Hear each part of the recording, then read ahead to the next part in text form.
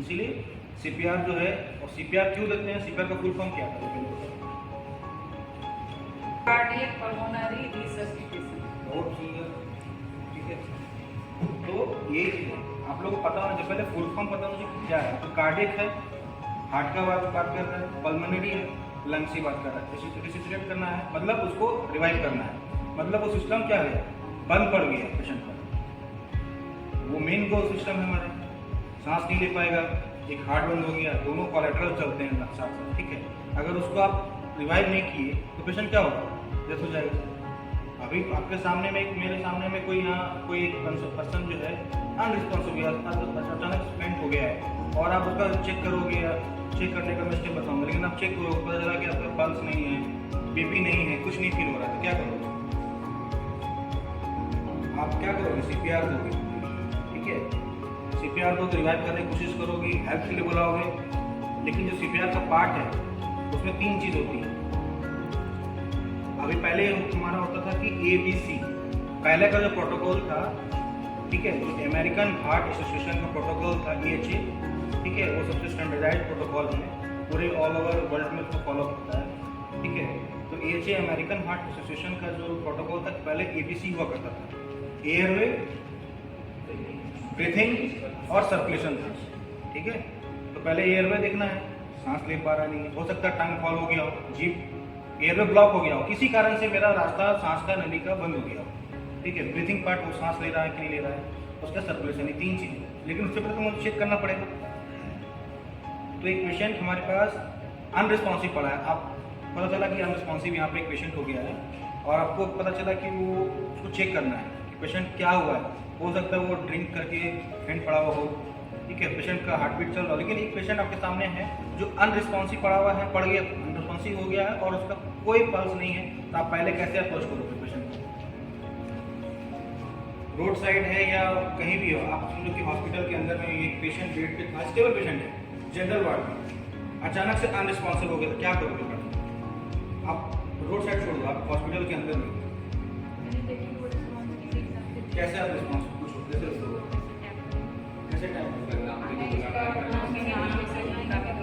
नाम नहीं जानते तो सर हेलो सर हेलो मैं कैसे टाइप करो, कैसे एक हाथ से, दोनों हाथ से क्यों करते, दोनों हाथ से क्यों करते, एक हाथ से क्यों नहीं करते? कैसे को करता हूँ हेलो,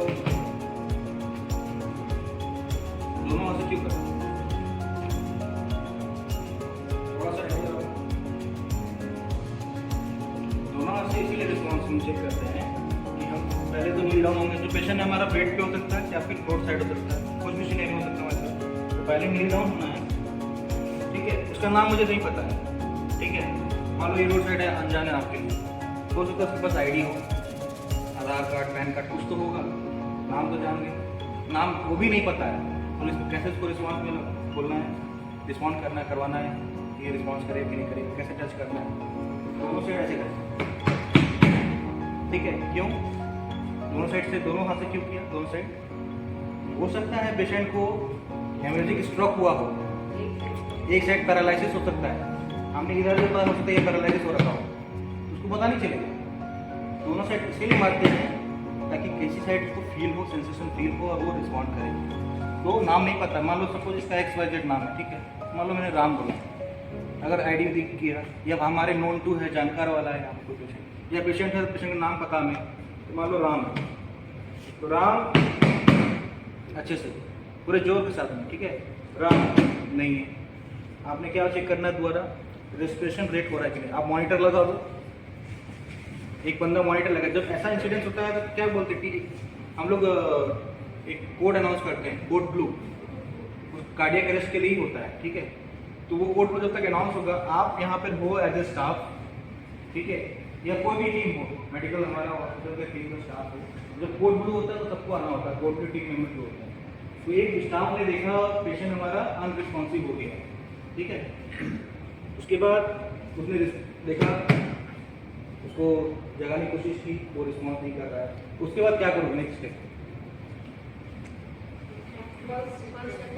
पहले तो आप देखोगे ना मॉनिटर में, मान लो जनरल वार्ड में था, वहाँ पर उसका मॉनिटर ना हो, तो एक स्टाफ दूसरा स्टाफ को बोलेगा मॉनिटर लाओ, पल्स चेक करेगा, पल्स नहीं है, पहले आपको पल्स कहाँ फील करोगे?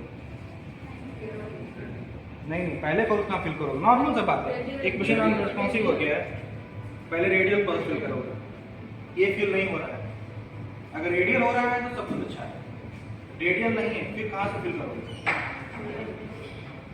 फिर ब्रैकियल, ठीक है। सेकंड, अगर ये ना मिले तो कैरोटिड जाना है। कैरोटिड कहाँ से फील करोगे? कैसे फील करोगे कैरोटिड? अभी क्या पैर कहाँ? नहीं, इसमें से हम लोग क्या करेंगे, स्टर्नोक्लेवियोमास्टोइड यहाँ पे जो हम लोग का मसल होता है दोनों तरफ ही होता है, ठीक है। तो हम लोग जो है बीच में से हम लोग 2 इंच बाहर जाके हम लोग यहाँ पे स्टर्नोक्लेवियोमास्टोइड ऐसे घुमाएंगे तो फिर एक बीच में गैप बनता है, एक ट्रायंगल बनता है, ठीक है। आप लोग फील कर सकते हैं ये ट्रायंगल के बीच में हम लोग अगर 4 उंगली से हम लोग ये करेंगे ना, प्रेस करेंगे तो ऑटोमेटिकली कुछ देर बाद ना यहाँ पे सेंसेशन फील होगा, मतलब कुछ आपका जो है लगेगा कि कुछ बंद हो रहा है। देखिए प्रेस करेंगे तो अपने आप फील होगा यहाँ पे पल्स फील करना है, ठीक है।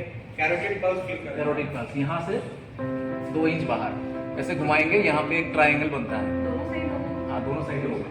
दोनों साइड हमारे हार्ट से डायरेक्टली एक आर्टरी होती है, इसका नाम है कैरोटिड आर्टरी, ठीक है। मतलब ब्रांचेस से डिवाइड होती है, वो भी एक मोटाई ब्रांच है। मेन जिसमें आर्टरी फ्लो होता है जो हमारे ब्रेन को सप्लाई कर रहा होता है, दोनों साइड से जाती है, ठीक है।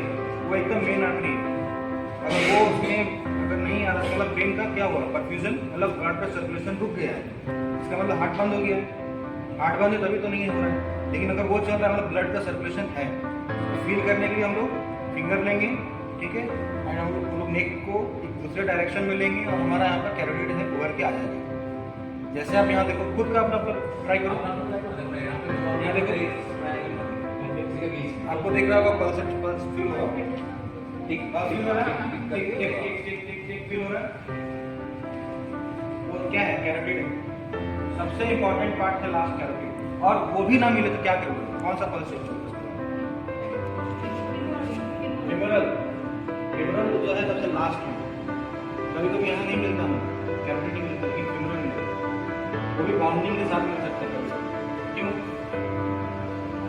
फेमोरल सबसे ज़्यादा क्या है, क्योंकि हमारा जो बीपी जनरेट होता है वो कहाँ से होता है? किडनी से जनरेट होता है।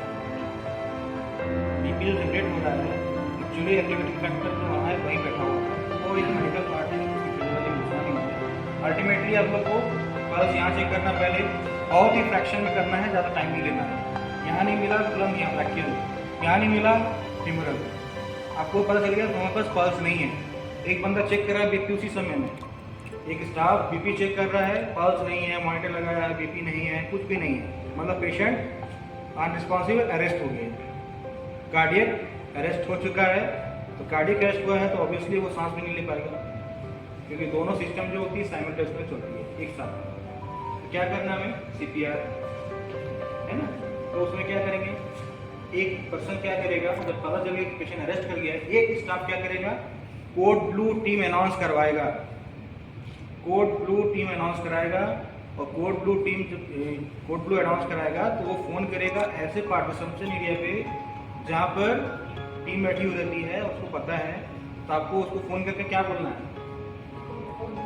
नहीं, वैसे किसी कोड ब्लू नहीं बोलना है, प्रॉपर उसको बोलना है द बेड नंबर, मान लो ये बेड नंबर है 862, bed number 62 second floor code blue. Repeat करना है, bed number 62 second floor code blue, ठीक है। जैसे आप ये अनाउंसमेंट होगा, जो कोड ब्लू टीम के मेंबर होंगे, ठीक है, इवन तो जो कोऑर्डिनेटर्स हैं, GREs हैं, nursing incharge, consultant, GDMO, nursing staff, सारा जो टीम में मेंबर बने हुए हैं, वो सारे एक टीम जो है, जो इंस्ट्रूमेंट है, बाईपैक इंट्यूबेशन का लग सकता है या एम्पू का लगेगा, जो जो सामान यूज होती है इसमें, है ना, CPR के बाद इंट्यूबेट करना पड़ सकता है, वो टीम पूरा उस बेड पे आएगा, ठीक है। और उस समय आपको दौड़ना है, आपको आना है वहाँ पर, क्योंकि एक पेशेंट को हम लोग लाइफ सेव करने वाले हैं, पेशेंट अरेस्ट हो चुका है, ठीक है। तो पल्स पार्ट हम जान गए कि हमको अभी CPR देना है, CPR का फुल फॉर्म जान गए, कार्डियक पल्मोनरी रिससिटेशन, ठीक है। अब हमको उसको रिवाइव करना है, तो हमारे पास जो मेडिसिन पार्ट है वो आपको नर्सिंग स्टाफ को पता है, जीआरएस को नहीं पता है, लेकिन हमारे पास एक कॉमन सा चीज़ होना चाहिए। मैं वो मेडिसिन पार्ट यहाँ नहीं बोल रहा हूँ, ठीक है, वो जीडीएमओज आरएमओज जो है एडवाइस करेंगे ऑन द साइड, लेकिन जो सबसे इफेक्टिव पार्ट है वो सीपीआर है। आप अच्छा से अगर सीपीआर नहीं दोगे पेशेंट रिवाइव नहीं करेगा, ठीक है कि नहीं। तो सीपीआर देना है तो सीपीआर में क्या है, चेस्ट कंप्रेशन देना है, चेस्ट कंप्रेशन करना है, वो भी इफेक्टिवली। बहुत सारी चीज़ें उसमें, एंगल पोजीशन कैसे देना है वो मैं अभी बताऊंगा, थ्योरेटिकली बाद में आप लोग को एक्सप्लेन करूंगा, लेकिन आज जो दिखाना है कि कहाँ पे देना है, हाथ रखना है, किस साइड पे रखना है और इफेक्टिवली कितना डेप्थ देना है और कितना टाइम देना है, मैं आज जो एक जनरल सा बात है वो बताने वाला हूँ, ठीक है।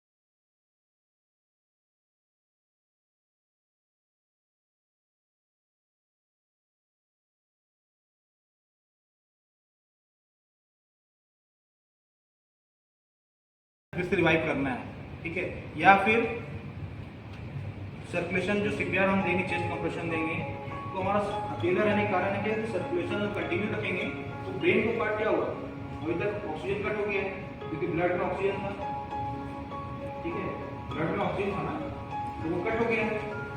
तो सर्कुलेशन कंटिन्यू रखने से क्या हो रहा है कि हमारा पहले से जो ब्लड में ऑक्सीजन था वो उसको पहुँचता है। हमारे पास लंग्स में हमेशा 2 लीटर बैकअप रहता है ऑक्सीजन का, ठीक है, जब तक टीम पहुंचे या कोई हेल्प ले आए एम्बू करने के लिए, ऑक्सीजन लगाने के लिए, ठीक है, तब तक में हम सर्कुलेशन स्टार्ट कर सकते हैं, ताकि ब्रेन का जो पार्ट है, क्योंकि अगर ऑक्सीजन ब्रेन को 5 मिनट नहीं मिला, विंडो पीरियड एक होता है, ठीक है, विंडो पीरियड वो है 5 मिनट का, अगर 5 मिनट तक पेशेंट को ऑक्सीजन टाइम से नहीं मिला या सर्कुलेशन नहीं पहुँचा, जो कि ऑक्सीजन पहले से हमारा ब्लड में था 2 लीटर रिजर्व में लंग्स के पास, वो अगर टाइम से नहीं मिलेगा तो पेशेंट का क्या होगा, ब्रेन डेड हो जाएगा। तो ब्रेन डेड होने के बाद रिवाइवल का कोई मतलब नहीं है। वाइटल हार्ट रिवाइव कर भी जाए, ब्रेन तो डेड हो चुका है, तो पेशेंट हमारे लिए क्या है, डेथ ही पड़ा हुआ है। वो तो हार्ट तक चल रहा है, रिवाइव हो भी जाए, लेकिन इंपॉर्टेंट क्या है कि सही टाइम पे सही असेसमेंट और सही जजमेंट और सही से एक्टिवेट होना, अपने आप को करना और सही से रिवाइवल का कोशिश करना। जितना ज़्यादा आप जो है सडन एक्टिव हो गए, उतना जल्दी हमारा पेशेंट का रिवाइवल का चांस बढ़ता है। एक पेशेंट दिख रहा है हमारे पास, ब्रैडी हो रहा है वार्ड में, यहाँ पर हमारा आईसीयू पेशेंट है, वो पता है हमारा कि पेशेंट सीरियस है, अभी भी रेस्ट हो सकता है, ठीक है, मान लो ये आप लोग को होता है स्टाफ को, ठीक है, पेशेंट हमारे पास मॉनिटर दिख रहा है मुझे कि पेशेंट का हार्ट रेट धीरे धीरे कम हो रहा है, ब्रैडी हो रहा है, तो क्या करोगे, पता है ये अरेस्ट क्या हो जा रहा है, तो आपको सीपीआर स्टार्ट करना है विथ मेडिकेशन जो हम एडवाइस करेंगे, ठीक है ना। तो अभी हम लोग जानेंगे कि सीपीआर जो देंगे कैसे देना है, किस साइड पे देना, किस लोकेशन पे देना और कितना देना है, ठीक है। हम लोग जो सीपीआर देते हैं, चेस्ट कंप्रेशन जो है वो हम लोग को कितना देना है, 1 मिनट में बता सकते हो, तो 120 कंप्रेशन, चेस्ट कंप्रेशन पर मिनट, 100 से 120 बार देना है चेस्ट कंप्रेशन 1 मिनट में, यानी कि 1 सेकंड में कितने बार हो गया, दो बार चेस्ट कंप्रेशन हो गया। और पल्मो पार्ट में हमारा इन्वॉल्वमेंट है, सिर्फ कंप्रेशन तो नहीं देना है, जहाँ कोई नहीं वहाँ कंप्रेशन है, जो कैप का फॉर्मूला है। लेकिन उसका एयरवे है, एयरवे भी करना है और ब्रीथिंग पार्ट भी देखना है, ठीक है ना। तो एयरवे पार्ट, जब हमारे पास अगला एक पर्सन है यहाँ पर हमारे पास, या आप में से कोई आ गया, तो वो होता है एम्ब्यू, ठीक है। अगर ऐसे में तो हमारे पास एम्ब्यू है, ये हमारे पास ब्रेन सर्किट है, बहुत सारा इक्विपमेंट होता है। लेकिन रोड साइड में तो नहीं मिलेगा, रोड साइड तो यही मिलेगा ना। आप वहाँ अकेले हो सकता है 2-4 लाख देख के आपको आ जाए, ठीक है। आप में से 2 लोग हो सकते हैं, वो जो 2 आए हैं उनको नहीं पता, लेकिन आप उनको एडवाइस कर सकते हैं, आपको पता है कि कैसे क्या करना है। ये रोड साइड का काम आपको करना है। रोड साइड में आपको सीधे सर्कुलेशन देना है, चेस्ट कंप्रेशन, जो मैं आपको पॉइंट बताऊंगा कहाँ लोकेट करना है और कितना कंप्रेशन देना है, ठीक है, मतलब कितना कंप्रेशन और कितना देना है। तो रोड साइड में आपको सर्कुलेशन कंटिन्यू रखना है। अगला जो पर्सन आएगा या नहीं गिरेगा तो आप पहले कॉल फॉर हेल्प करना है, ठीक है। उसके बाद चेस्ट कंप्रेशन अपना स्टार्ट कर देना। अगला कोई बंदा अगर आ गया है कोई रोड साइड, तो उसको उसका हेल्प लेना है, ठीक है। तो वो क्या करेगा, हमें 100 to 120 पर मिनट देते हैं, लेकिन उसका एक 4 पार्ट में डिवाइड है, ठीक है, 4 पार्ट में डिवाइड है। तो हम लोग को 30 कंप्रेशन और 2 रेस्क्यू देते हैं, ऑक्सीजन देते हैं। मतलब 30 बार हम चेस्ट कंप्रेशन करेंगे और 2 बार उनको एयरवे देना है, ठीक है। अब एयरवे का मीडियम कुछ भी सकता है, वहाँ पे कुछ भी सामान नहीं है। हेल्प अभी जब तक नहीं पहुँचा तो कैसे करोगे, माउथ टू माउथ देना पड़ सकता है, ठीक है। अगर ये हमारे पास मेडिकल सपोर्ट टीम पहुँच गया है, एम्बू करेगी ऑक्सीजन लगा के, ठीक है। अगर नहीं पहुँचा है तो बिना माउथ के ही, बिना एयरवे दिए हम सर्कुलेशन कंटिन्यू रखेंगे, ठीक है। तो एज पर रिक्वायरमेंट होता है, जैसा सिनेरियो रहेगा वैसा देना। लेकिन इन मेडिकल हॉस्पिटल हमारे पास तो सब कुछ है यहाँ पर, तो रिवाइवल का चांस हमारे पास बढ़ जाता है। तो हमें तो इफेक्टिव देना ही है और उसको रिवाइव करना है। तो हमारे पास एम्बू भी है, ठीक है। लेकिन उसमें आप अकेले थे, जो सबसे इम्पोर्टेंट क्या था, सर्कुलेशन स्टार्ट कर देना। आपने सर्कुलेशन स्टार्ट कर दिया बिना देर किए, तो सर्कुलेशन तो हो ही रहा है कंटिन्यू। आप एक तरह से क्या करो, मैनुअल, हार्ट क्या है, ऑटोमेटिक चल रहा है, आपने क्या किया, मैनुअली इसको पंप करना। आप हार्ट, आपका हाथ जो आप कंप्रेशन दे रहे हो वो हार्ट का पंपिंग में काम कर रहा है, ठीक है। उसको कंप्रेशन जब आप दे रहे हो तो सर्कुलेशन हमारा मेंटेन है, यानी कि सारे ऑर्गन्स को ब्लड जा रहा है।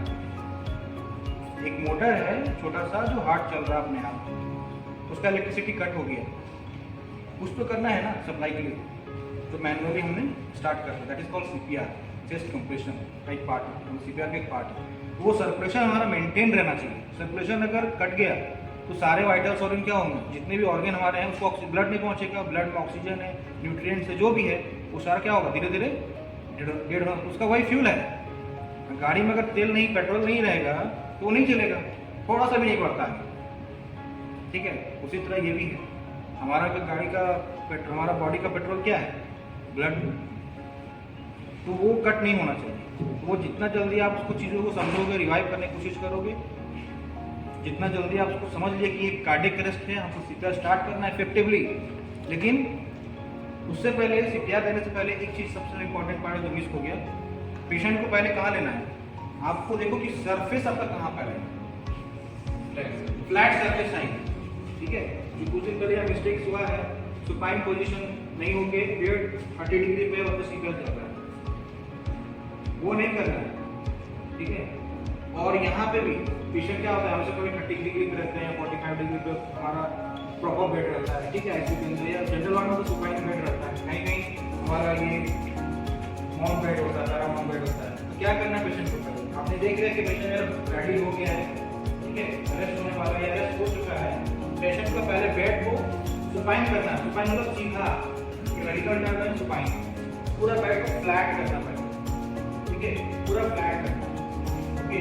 तब देखना, अगर आप उस पोजीशन में CPR देना स्टार्ट करोगे तो क्या होगा, हमारा ना रिवाइवल होगा, ना चेस्ट कंप्रेशन सही से पड़ेगा, और क्या होगा, रिब फ्रैक्चर हो जाएगा।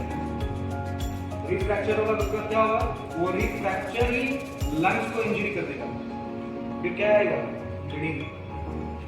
आप लोग अभी CPR को दिया, पेशेंट रिवाइव भी नहीं हुआ, रिब फ्रैक्चर भी हो गया, फिर आपको ताली, बड़ा ताली मिलेगा, क्योंकि हमने प्रोपोगेट पे सीपीआर किया।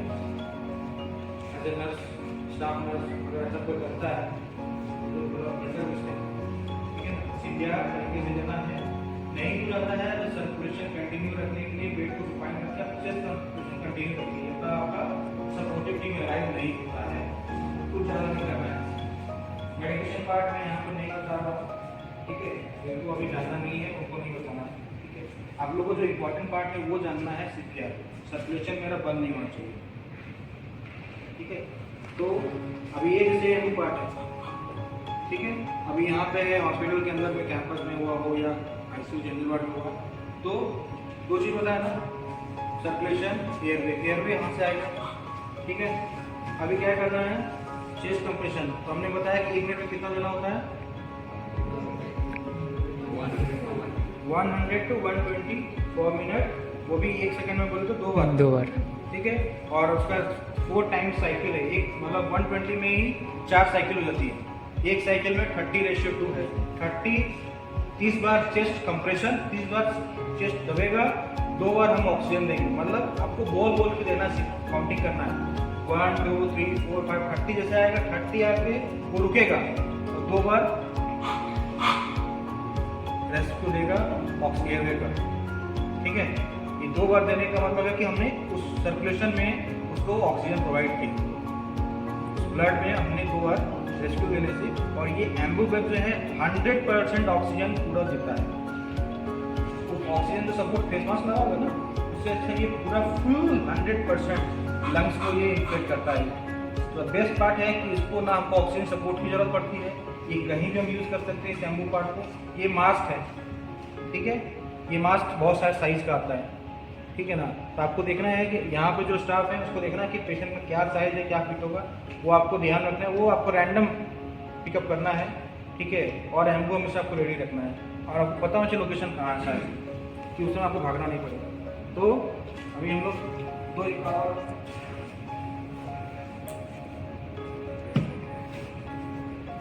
6 है, ठीक है। तो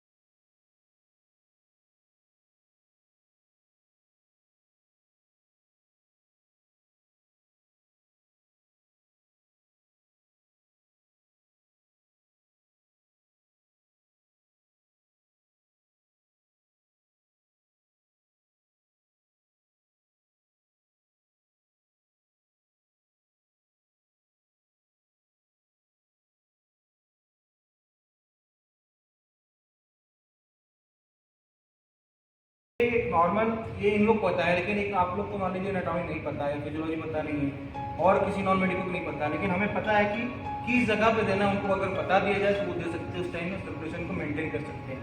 तो ये लोअर थर्ड, ये 1/3, ये 2/3, ये लोअर थर्ड 1/3। तो हमें चेस्ट कंप्रेशन देना है, अकेला में हेल्प के लिए बोल दिया हूँ। तब तक क्या होगा, ये हमारा जो पाम है, ठीक है, पाम का ये जो लोअर पार्ट देख रहे हो हाथ का, ये वाला पार्ट, इस पार्ट को यहाँ रखना है, ठीक है। इस पार्ट को यहाँ रखना। अगला पार्ट, ये जो दूसरा हैंड है ये हमारा लॉक हो जाना चाहिए, और ये जो फिंगर्स है अपर की डायरेक्शन होना चाहिए, अपवर्ड की ओर, नीचे की ओर नहीं, अपवर्ड की ओर, ठीक है। ये वाला पार्ट, ये हमारा जो है यहाँ पर होना चाहिए, ठीक है। ये ऊपर की ओर होगा, और ये जो एल्बो हमारी है ये स्ट्रेट होनी चाहिए, तभी तुम जो बॉडी का आप लोग जो भार है उस चेस्ट कंप्रेशन एरिया में दे सकते हो। कितना कंप्रेशन देना है 1 मिनट में? 120 पर मिनट। अगर हम उसको 4 साइकिल में डिवाइड करें तो 30:2, 30 बार चेस्ट कंप्रेशन, 2 बार एयरवे देना है। अभी तो एयरवे हमारे पास नहीं पहुंचा है, अभी हेल्प आएगा रास्ते में, ठीक है। तो मैं स्टार्ट करता हूँ, ठीक है, लेकिन बोलना है, ठीक है, 30 टाइम्स, ठीक है। और इसको ऊपर की ओर रखना है, ये एल्बो स्ट्रेट रखना, और मेरा ये शोल्डर का जो भार है, शोल्डर का जो प्रेशर है वो डायरेक्टली जाना चाहिए यहाँ पर चेस्ट के पास, इसके चेस्ट के पास, ठीक है। तो ऐसे बोलना है, इसको ऊपर रख के 1 2 3 4 5 6 7 8 9 10 11 12 13 14 15 16 17 18 19 20 21 22 23 24 25 26 27 28 29 30। अगर हमारे पास ये अराइव हो गया है, ठीक है, तो ये क्या करेंगे, एयरवे देंगे उसी समय, ठीक है। और कितना कंप्रेशन मैंने दिया, 30 दिया, लेकिन कितना डेप्थ देना है, कितना डेप्थ होना चाहिए, कितना प्रेशर होना चाहिए, डेप्थ कितना होना चाहिए, 5 सेंटीमीटर, ओके, 5 सेंटीमीटर डेप्थ होना चाहिए। कितना डेप्थ जाना चाहिए मेरा, 5 सेंटीमीटर, मतलब 2 से 2.5 इंच। इंच में बात करें तो 2 से 2.5 इंच, और अगर सेंटीमीटर बात करें तो 5 सेंटीमीटर, ओके। तो 5 सेंटीमीटर मेरा कंप्रेशन हो जाएगा। अगर 5 सेंटीमीटर मेरा अप्रोच नहीं कर रहा है तो वो क्या कर रहा है, हार्ट जो हमारा ऐसे नोड जहाँ पर हार्ट लोकेशन है, जहाँ मुझे इलेक्ट्रिकल, जहाँ जो ऑटोमेटिक भगवान ने जो एक पावर स्टेशन दे रखा था उसको जगाना है। अगर हम उसको कंप्रेशन वहाँ पर ठीक से नहीं देंगे, वो पार्ट हमारा क्या होगा, कंप्रेशन नहीं होगा। क्यों? क्योंकि हार्ट हमारा लोकेशन जो वो ऐसे नोड पार्ट है ना, कहाँ पे होता है, जो मैं पीपीटी दिखाऊंगा स्ट्रक्चर में। तो हमारे नीचे क्या है, वर्टिब्री होती है, वर्टिब्रा जानते हो, रीढ़ की हड्डी, पीछे रीढ़ की हड्डी, उसके ठीक ऊपर में हार्ट का लोकेशन है, बीच में हार्ट है, ऊपर स्टर्नम है। जब हम दाबते हैं तो दोनों के बीच में हार्ट हमारा दबता है, ठीक है, and that is the way, इसीलिए वो हमारा सर्कुलेशन स्टार्ट रिवाइव होने में हेल्प होता है। और उसके साथ साथ क्या मेडिकेशन देते हैं जो हॉस्पिटलाइज होता है, ठीक है। लेकिन जहाँ हॉस्पिटल नहीं है, रोड साइड है, तो हमें CPR कंटिन्यू रखना है जब तक हेल्प नहीं आती है। तो अब मेरे पास हेल्प आ गया, मेरा हेल्पर आ गया, ठीक है। हेल्पर क्या करेगा, ऑक्सीजन देगा। तो 30 टाइम्स मुझे देना है, 2 टाइम्स ये एयरवे देगा, लेकिन एयरवे देने का तरीका बताएगा बताओ, पहले चीज कैसे अपडेट करना, क्या बताओ। पेशेंट अगर ऐसे लेटा हुआ है तो हम लोग जो है हेड टिल्ट चिन लिफ्ट टेक्निक में हम लोग करेंगे। हेड टिल्ट मतलब ये हो गया हेड टिल्ट, और चिन ऑटोमेटिकली लिफ्ट हो जाएगा। जब हम लोग हेड को ऐसे टिल्ट करेंगे तो चिन ऑटोमेटिकली कहाँ आ गया, ठीक है, लिफ्ट हो गया। तो फिर इसका रीज़न ये है कि हम लोग जैसे हेड टिल्ट चिन लिफ्ट करते हैं, तो फिर ऐसे चीन अगर लिफ्ट कर दिए तो एयरवे क्या हो गया, एयरवे फ्री हो गया। अगर कुछ भी दबा हुआ होगा, ऐसे अगर पेशेंट है तो फिर एयरवे दबा हुआ मतलब हो भी सकता है कि टांग अगर फॉल हो गया होगा, किसी भी कारण की वजह से ऑब्स्ट्रक्शन हो गया हो, अगर हम लोग चिन लिफ्ट कर देते हैं तो फिर एयरवे जो है खुल गया है, मतलब फ्री हो गया है। तो उसी का हम लोग ये टेक्निक फॉलो करेंगे। और जैसे कि एम्बो जो हम लोग हैं, ये जो मार्क्स है उसका भी पकड़ने का एक सिस्टम होता है जो EC टेक्निक बोलते हैं, ठीक है। EC टेक्निक मतलब जैसे कि ये C, ये वाला जो है C, तो C हम लोग यहाँ पकड़ लिए, C हो गया। और इसको सपोर्ट करने के लिए जैसे कि एक उंगली यहाँ पे हो गया, और नाक के ऊपर लगा के हम लोग E से, ये जो 2 पार्ट है, ये 2 उंगली है, 2 उंगली से हम लोग को चीन को पकड़ेंगे, और एक उंगली से यहाँ पकड़ लिए, एक उंगली C पकड़ लिए। तो ऐसे करके हम लोग चीन को लिफ्ट करते, जैसे हेड था इसको सपोर्ट करके हम लोग ऐसे करते हैं, ठीक है। इसीलिए EC टेक्निक बहुत हेल्पफुल है, ठीक है। अगर EC टेक्निक नहीं करोगे या फिर आप फर्स्ट नहीं करोगे चीज को, हमारा एयरवे देने का कोई मतलब नहीं, एयरवे पहुंच ही नहीं रहा है। और आप एयरवे तब दोगे तो यहाँ पर हमारा चेस्ट क्या होगा, इन्फ्लेशन होगा, दिख रहा होगा कि हमारा लंग्स जो है फूल रहा है, फिर कम हो रहा है। ये एक कॉमन सा चीज़ है जो लॉजिकली, इसमें कुछ रॉकेट साइंस नहीं है। हम एयरवे देंगे वहाँ खुलेगा, ठीक है, पर सही तरीके से देना है ताकि मेरा जो 100% एयर है उस CPR में या एयरवे सर्कुलेशन में जाए, ठीक है ना, कट नहीं होना चाहिए, ठीक है। अब हम क्या हो गया, मेरा टीम आ गया है, ठीक है, टीम आ गया तो मैं अभी CPR दूंगा 30 टाइम्स और ये 2 रेस्पिल देगा, ठीक है। तो पाम को, ये जो लोअर पार्ट है इसको लोअर 1/3 ऑफ द स्टर्नम में रखना है। रिब्स हमारे को, ये जो स्टर्नम होता है ना, इसके साथ रिब्स अटैच होता है, ठीक है ना। तो सबसे ज़्यादा क्या होता है मेडिकल मतलब नेग्लिजेंसी में क्या होता है, आपने सुपाइन बेड नहीं किया, जो सुपाइन है तो आपने सही लोकेशन पे नहीं रखा, ठीक है। सबसे पहले लोकेट करना एरिया जरूरी है कि मेरा जिफर्ट प्रोसेस कहाँ